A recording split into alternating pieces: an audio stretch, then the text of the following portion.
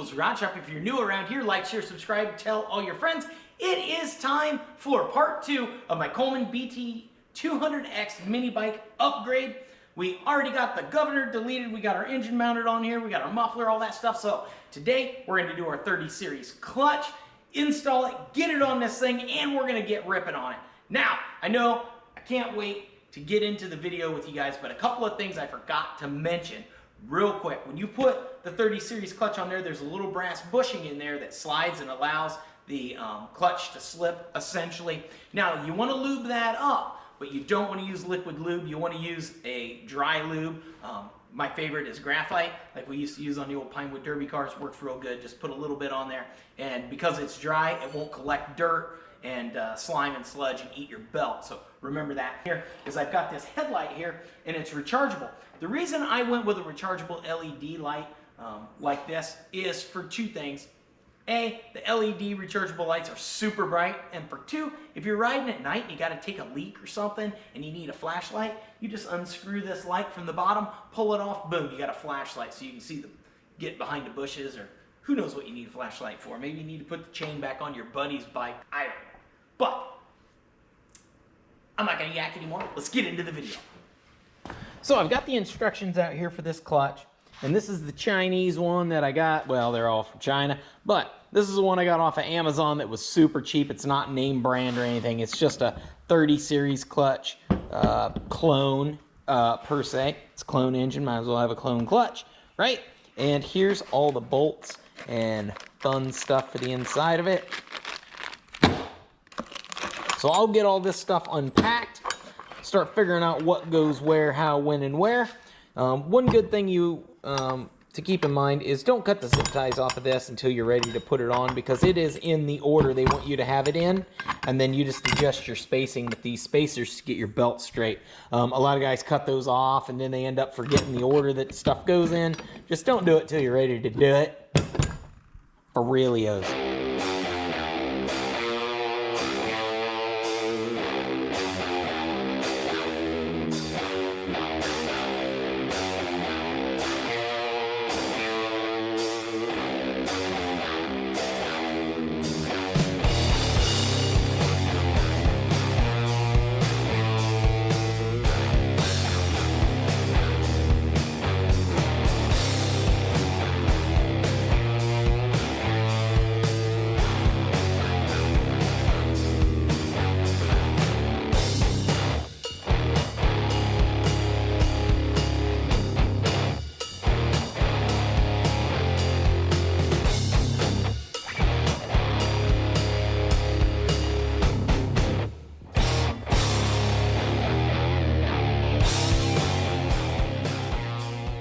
So I've got this all kind of mocked up on here. According to our instrucciones here, they want this keyway washer in front of the chain gear in the setup on the back here, which is exactly how I have it set up here. So the first thing I did is I put this on, and they give you a big thick washer spacer down in there for your crankshaft, and then they give you a little one. I put those on there, and you want the back two flat pulleys. You can see this one's flat, and if you look here, this one's got an angle, and this one has an angle. So those have to line up. You can't put anything on there backwards. And then you want those to be straight in line with each other. So what I did is I got a big old piece of all thread, and I just laid it down here in the back, because it touches in the back, and it should line up perfectly with the front. And as you can see, I've got almost no gap. You can hear it rub. Oh, it rubbed there to start with. But anyway, yeah, you can hear it just barely touch. So there's only maybe 5 thousandths between those two, which gets those really close. I couldn't use this spacer that they had. It wasn't enough. They were still offset. So what I did, so they give you this spacer and this spacer, and that wasn't giving me enough space. I needed just a little bit more. So I went and I found this washer in my bucket of washers, and it's about twice the thickness of this one. So I drilled the hole out to 3/4, deburred it, set it right up on here, and that spaced that out perfectly. The reason there's differences there, they should give you more spacers in this kit, but for the price of the kit, I don't blame them. I mean, I virtually paid like $60 for the whole setup. It all depends on your crank shaft and where the shoulder is located on it, where this pulley is going to line up with your housing here. Now, you could try and space this out from your block, but I don't recommend that because then you're going to be grabbing less and less and less of your crankshaft here. The only option you really have is just to thicken or remove shims from here. Removing them would actually be optimum, but that's not what I needed to do. So you've got our spacers going straight on there. Now, the other thing you need to do is they give you hardware here that is standard, and they give you a bag of metric. My engine block is standard, so I had to use the standard bolts. Those are the metric bolts in there. I threw them in there. And then I hunted down some washers out of my bin to put washers on there. When I final install all this, I'm going to put Loctite on these and tighten those down. But we're just mocking everything up because now I've got to figure out where to drill new holes in the plate so that my chain lines up in the back. But let's finish this up. We've got our little brass bushing. It goes on here like this. You got your keyway that needs to line up, so you slide that on there. Just like so. And like I said, you've only got that much shaft engagement. So when you look at this, you can see it's got that keyway in it. It's not grabbing onto much, but it's grabbing enough.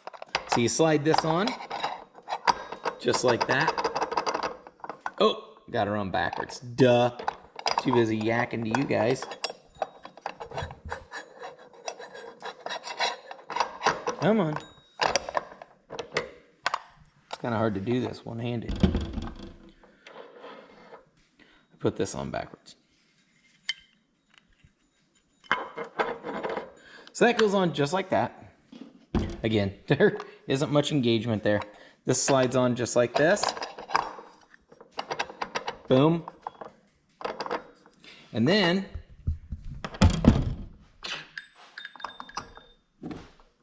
the center bolt has a slot in it for the keyway in the front of that.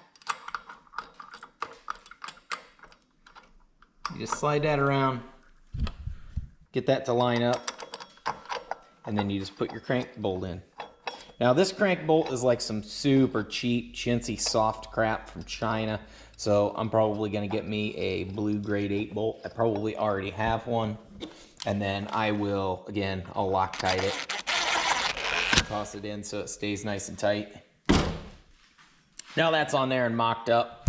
And like I said, we've got this lined up perfectly. I put a couple of washers on here because this is a Teflon nut. They don't want it to come loose. So I just put a couple of washers on there so that I could hand tighten it and remove it as many times as I wanted in order to get everything. Because I'm going to have to put it on and off a couple of different times. Now on this back one,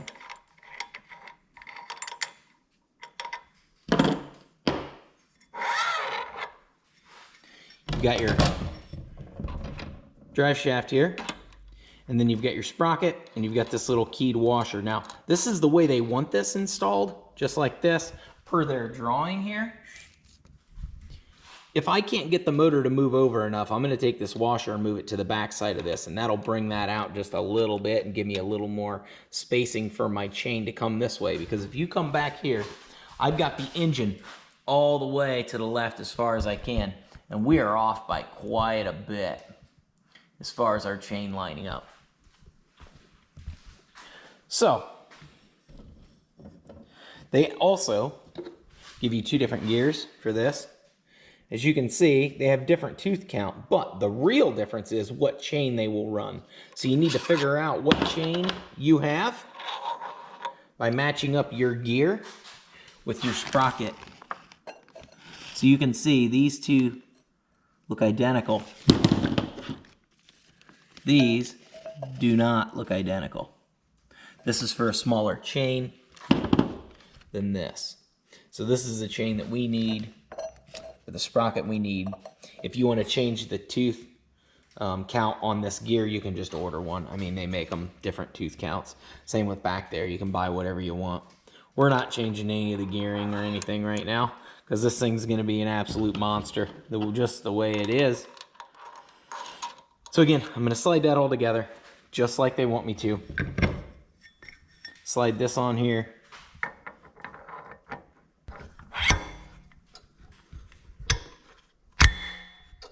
So we got that. And like I said, it's supposed to have this washer and our nut, but I just been using these washers on here so that I can put my nut on. It'll hold it all the way seated where that gear is going to be, but that's not on there permanently. So now I come back here, and like I said, our chain needs to line up, and it does not. We need to move that engine to the left-hand side, but by how much? Well, this is how I figured that out. I've got an aluminum yardstick. Yeah, it has some flex in it, but it's fairly straight. It's going to give us a really good idea of where this needs to be. I just slide this right in here, right up against my sprocket, drop it down, and you can see where it's hitting. So that tells me on the front side of our sprocket, we're quite a ways away. So if I move this to the back side of our sprocket, the back side of our sprocket should line up with the back side of the teeth on our other sprocket back in there. And if you look down in there, you guys at a good angle where you can see, we're actually hitting the front side of our sprocket. So that means that our engine is off by the width of our sprocket, which is not a whole heck of a lot. And if you look down here at our engine plate, if we slid this over so that it was flush with the side of this plate, that's actually probably a little bit more than the thickness of our rear sprocket. So what I'm going to do is I'm going to take the 4 bolts out of this bottom adapter plate. I'm going to slide it over so that it's flush along this front edge. I'm going to clamp it down with a couple of C-clamps or something just to hold it in place, and we'll recheck our chain alignment. If that works, once I get that fine-tuned into exactly where that needs to be, then I'll just take our engine off of here and we will mark and drill new holes for the mounting plate. We'll bolt it down, and then we can start cutting our chain to length. So I've got the engine moved over flush, and I don't know if you guys can see that or not. So I've got our engine moved over flush with the edge of our plate there. And as you can see, when that swings down, it's off just ever so slightly. It's not off by much, but it is still off. So I'm going to pull this off and move that washer over and see if that fixes it. So with our washer moved over, you can see that lines that up almost absolutely perfect with the outside of the gear to the outside of the gear back here. So instead of leaving that washer on the back side, I'm just going to space the engine plate over the thickness of that washer this direction. When you look down in here, you can still see a little bit of daylight through that slot into the original slots. And so if I can move that over just a little bit further when I drill my new holes, that'll give us a little more meat for the bolts to be grabbing onto. So I think that'll work out the best for us. I'm going to space that over, put our washer back, make sure that's all lined up, and then we'll put our chain on and make sure that the chain and everything looks 100% legit, and then we'll mark and drill some holes. So I got our washer back, and I got it spaced over about 1/16 of an inch, and as you can see, it's absolutely perfect on the outside of that gear, outside of that gear. So I'm going to get another clamp on this so it can't move on us, and then we'll get a chain up here. So I'm holding our chain up here, and you can look right down that, and it looks perfectly straight. That looks great. The only issue that we have is it looks like it's hitting right there. So, you know, as we ride, that's going to bounce around. That's going to hit that for sure. So I may have to alter that little bracket there that holds the rear chain guard on no big deal. And our chain is coming up a few links short in the back, but that's not going to be an issue because I've got plenty of extra chain here from the jack shaft. So we'll just put some of these onto that to make it the link that we need, and then reinstall our master link. We'll get to that when we get to that. So for now, I'm going to call this good. So I'm going to pull this engine back off of here. So I've got our engine removed, and I've got our engine moving plate mounted on here and clamped down. I used my calipers here. I set them at the gap that I needed. Numbers irrelevant. Then I just set her right up on here. Shink, shink. Clamped her down, got her nice and tight. You don't have to have calipers. You could use a ruler, tape measure, whatever you want to do. It's about 2 millimeters front and back. This side's the only side that matters, so don't measure the other side because it might be a little crooked. That don't matter. The only thing that matters is that this side's straight. I can only get to these back 2 holes, so what I'm going to do is set my punch right in the center.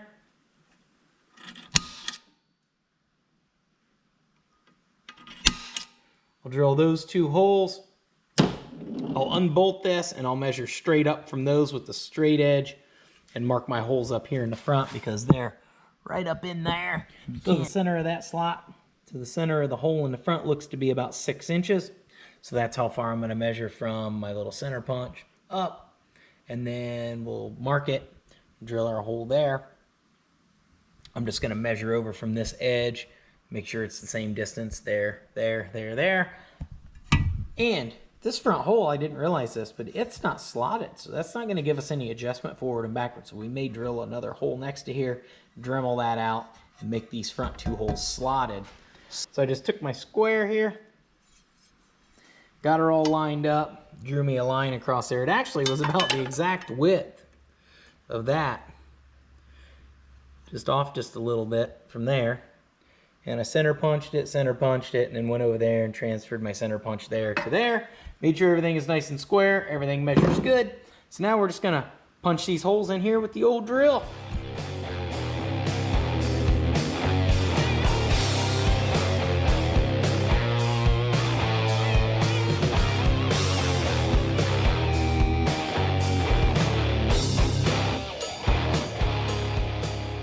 So here it is, guys. We got her bolted on here. We got lots of travel here, and it looked like it was going to be pretty good about right here. So that means we've got plenty of back adjustment and plenty of front adjustment to make this chain nice and snug right where it needs to be. So yeah, I'm going to grab our engine, toss it back on here. We can start working on that chain. Got the motor sitting on there, and our chain looks perfectly straight. Everything looks good. So we need to add a few links to our chain here. So now I've got the engine moved back as far as it can possibly go, so we should have plenty of travel to take the slack out of the chain if we make it this long, and that's how many links we need. Luckily, we've got a couple right here. So I can put that onto there, come down and pull this one out of here, and then we'll have a master link. Or you could run 2 master links. I mean, I could run a master link here and a master link there. That would be a little easier for a lot of people. But we're gonna press this out and add these links to this chain. Looks like we need to take this link out so that we just have that. Can go right to there. And then this will come right down to here. We'll take this one off, and that'll be our master link. All right, guys, a little quick instruction on how these chain link removers and installers work. To remove, let's say, this link here, all you've got to do is line your link pin up with the hole here. You want to back this all the way out so that it goes down inside that hole just a little bit, the plunger here. You're going to line that up, bring this in, and tighten it up so it's snug. Right, like so. I always give it a little love bump, like so. Then all you got to do is tighten this baby down, like this. It'll be a little stiff as it pushes that pin out, and then boom, it gets loose because the pin's out in the center. You just keep right on going until it gets stiff again. When it gets stiff again, you'll know you're on the other side. Just like that. Then you just stop. Back it off just a little bit.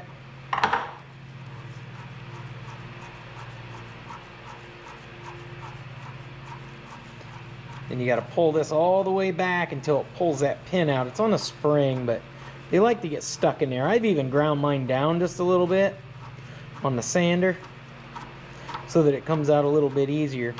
So they just don't like to come out of there. Yeah, look at that, it sticks. This pin likes to stick inside your chain.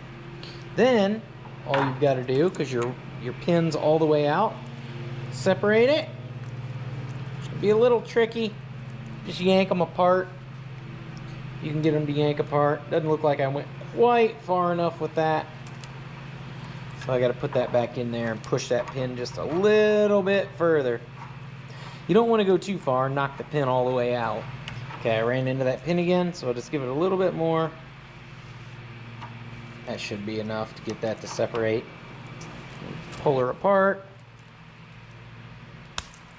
Just like that. See how she popped apart? See where my pin is? Then to put it back together, you're going to slide your link back in. Do whatever you got to do. You know, put your longer piece of chain on, whatever. Whoop-de-doo. Slide her back in there. Just like so. Now you're going to put it on the opposite direction. Start running this baby back in. And then you want to back this way out of the big one again, like we did when we started.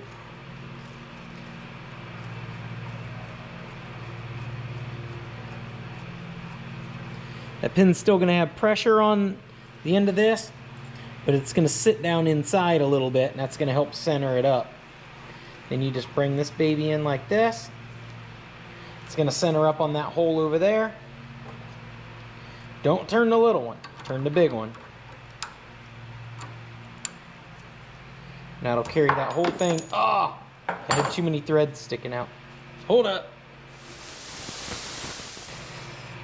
When you back this out far enough, this doesn't have quite enough threads. It's always like you're always on like the last couple threads putting these things back on. And you got a little BB or a little bearing, ball bearing that always gets lost. I don't even know what the purpose of it is, to be honest with you.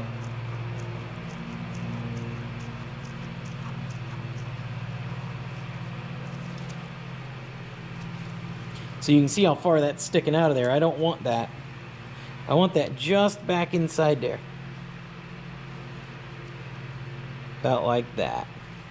Just so it cups the end of that pin. Let's try this again, like I know what I'm doing. There she goes. She's going right back in, and then it gets loose. And spin it in by hand. I'll wiggle it around. Make sure she's still lined up with the other side. And again, you want to just keep turning this big one till about right there.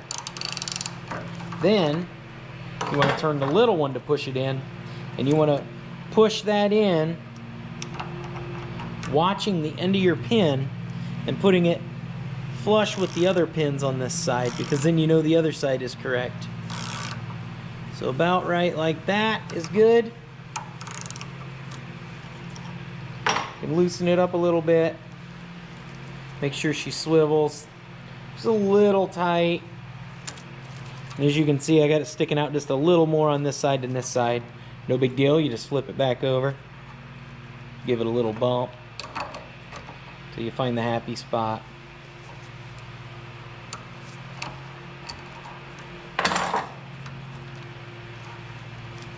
Where she wants to be. That's pretty good. It's gonna loosen up. Look at that. There you go. Let's go see if I made this the right length. The front on like so. And this will go on like that. Bada boom, bada bing, we'll have a chain. Now we've got a little bit of slop in here, and this bracket's kind of hitting here on our chain. So let's see if we can move the engine forward enough. Look at that, that's about perfect. Pulls all the slop out of that chain. We're good to go. I know some guys like to put like a little idler bushing in here or whatever, but we ain't gonna do that unless we need to. I think that's gonna work good, just like so. The chain's not super long, so we should be fine. It's no longer than it was before and they didn't have anything in there. The only thing I don't like is this, so I might just bend this bracket this way a little bit. Yeah, we got lots of room there now. Question is, what about our chain guard?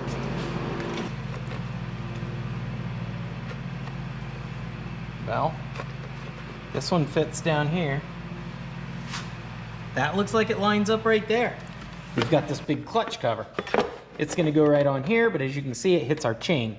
So, need to mark the location on it, cut it out for our chain. It's gonna be here. And here.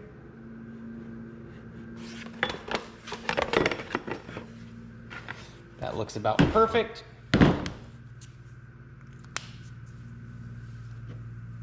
Get the cutting. Okay.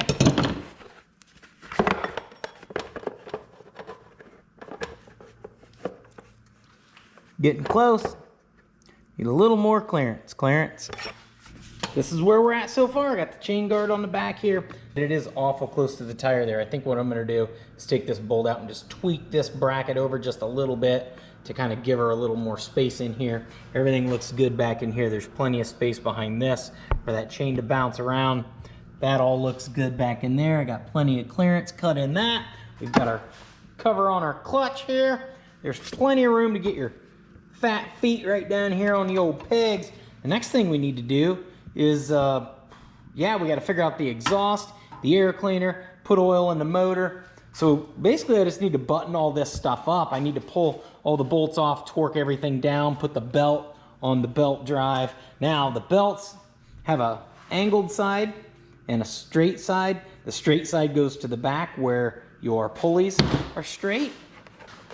Like we had talked about before, you know, the one side's angled and one side's flat.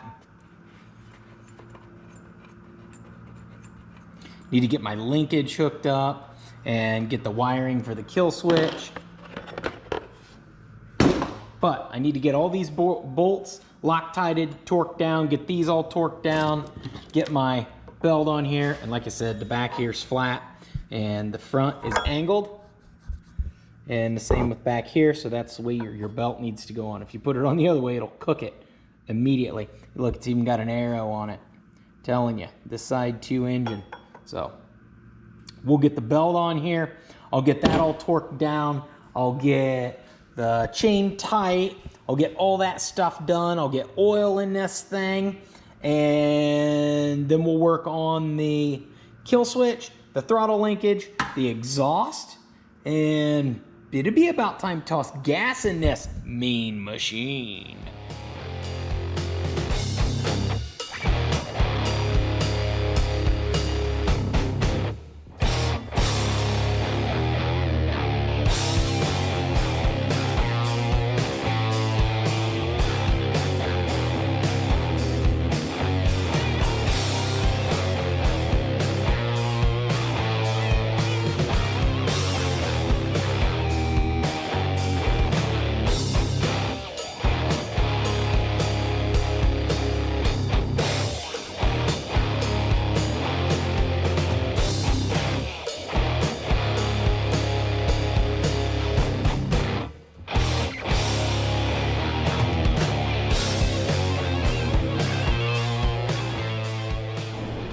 Alright, so I think we're ready to fire this thing up. I did put a little self-tapper in here with the little cable management system. I'm pretty happy with that. I think it looks cool.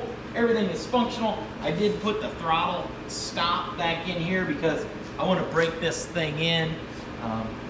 And I don't want to go wide open throttle. Since the governor's removed, we've got no limits, right? So I just put that screw in there, so I'm limited to about half throttle, maybe a little. I get a little more than half throttle maybe, and then I can just baby on the thing for a little bit. I put it right up against the garage door here because first startup you always want to do that in case the clutch grabs, tries to take off. I did double check both of my safety kill switches. They both work. The way you do that is you just, you can pull your spark plug, have somebody hold it on the block, you pull the rope with both your switches on, make sure you get spark, and then turn one switch off, make sure the spark goes away, turn it back on, double check your spark, turn your other switch. So both of my kill switches work together, and yeah, put it back in. Or if you have, like me, I've got a little spark plug tester. They're a couple of bucks at just about anywhere, and you just plug it in between there, and then it only takes one guy. Yeah, put gas in here. Let's see if this thing will fire up.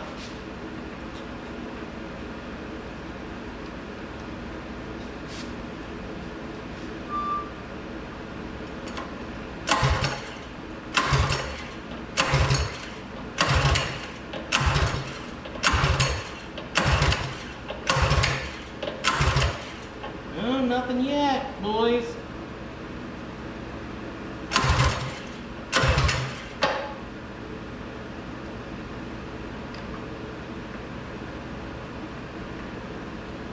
Oh, I got the kill switch on.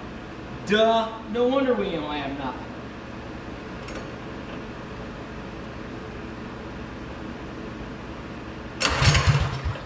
There, it tried.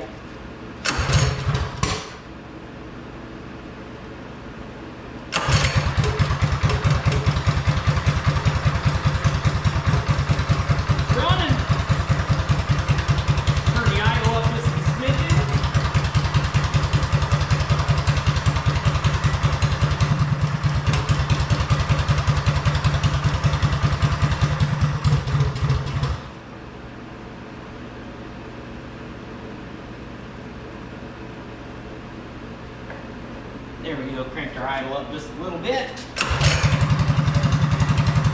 That's better.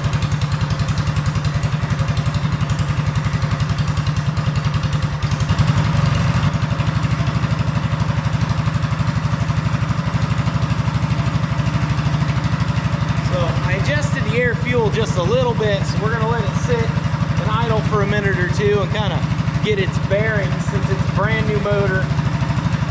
See what we get. Let's circulate some oil around, do its thing. Then we'll open the bay door up and we'll take her for a rip. I'm gonna go grab a beanie hat because it's a little chilly out. I think it was like 37 a little bit ago, so that's Fahrenheit, not that. Whatever. Tommy. All right, I'm gonna go find a beanie hat. Open the bay door. I ain't waiting no longer. Let's get to ripping.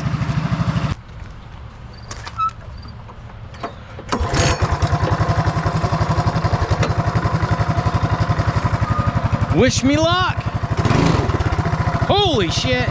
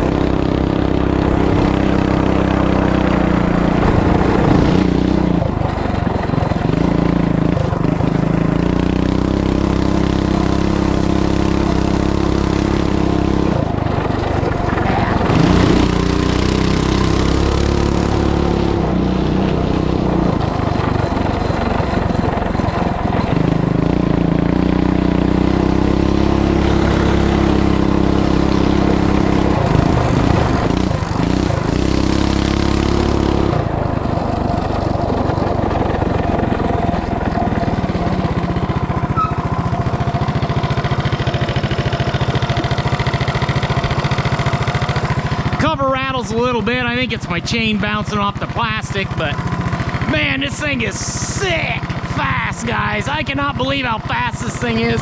And like I said, I can't even give it half throttle, I don't think. This is ridiculous. It's so much fun. Look at just, oh man, this thing is dangerous.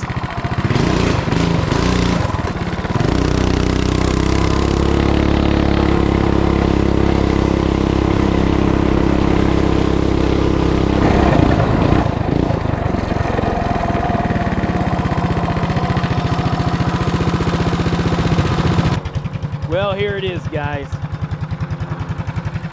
Check that out. I even got a little headlight mounted on there. It's rechargeable. It's for a bicycle. It's like $16 on Amazon.